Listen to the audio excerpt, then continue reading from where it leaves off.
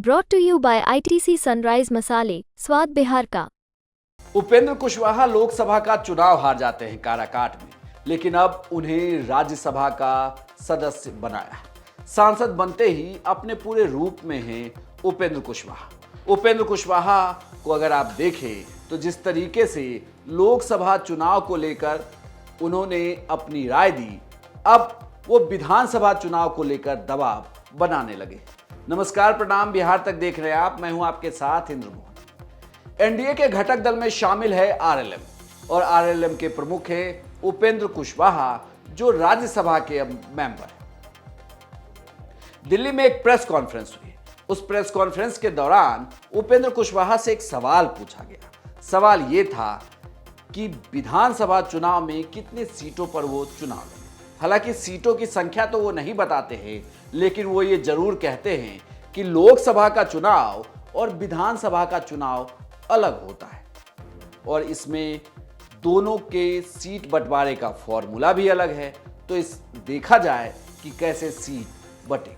नहीं, फार्मूला तो विधानसभा और लोकसभा का अलग अलग होता ही है और लोकसभा का जो फार्मूला हुआ उससे थोड़ा नुकसान भी हुआ है। तो पुराने अनुभव के आधार पे आदमी आगे करेक्ट करता है, तो इसलिए करेक्शन होगा। उपेंद्र कुशवाहा के इस बयान के अपने मायने हैं।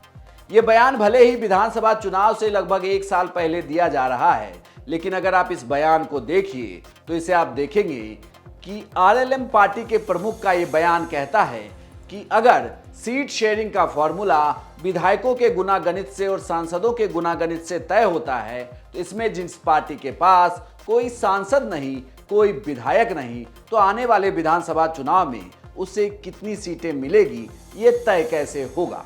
इसी के लिए उपेंद्र कुशवाहा ये कह रहे हैं कि लोकसभा और विधानसभा के फॉर्मूले को दरकिनार कर एक ऐसा फॉर्मूला सेट किया जाए जिसमें हर सीट पर जो एनडीए की जीत सुनिश्चित हो। लेकिन वो ये भी कहते हैं कि हर पार्टी की हर सीट पर तैयारी होनी चाहिए कि क्या पता किसे कब किस सीट पर मौका मिल जाए चुनाव लड़ने का।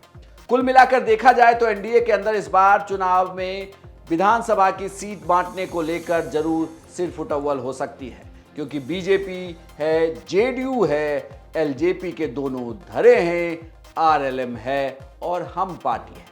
साथ ही ये भी कहा जा रहा है कि विधानसभा चुनाव से पहले नीतीश कुमार के साथ मुकेश सहनी की पार्टी वीआईपी भी आ सकती है। ऐसे में 243 सीटों का बंटवारा कैसे होगा ये देखना यहाँ दिलचस्प होगा।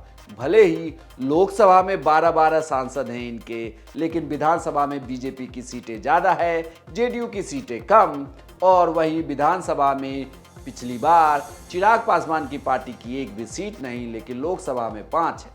तो ऐसे में सीटों के फॉर्मूले पे क्या लोकसभा की सीट का फॉर्मूला तय होगा या फिर एनडीए में सबको एकजुट करने के लिए बीजेपी और जेडीयू किसी तरीके का समझौता करती है। आपको यह जानकारी कैसी लगी हमें कमेंट बॉक्स में लिखकर जरूर बताइएगा। साथ ही बिहार की तमाम खबरों के लिए आप देखते रहिए सिर्फ बिहार तक।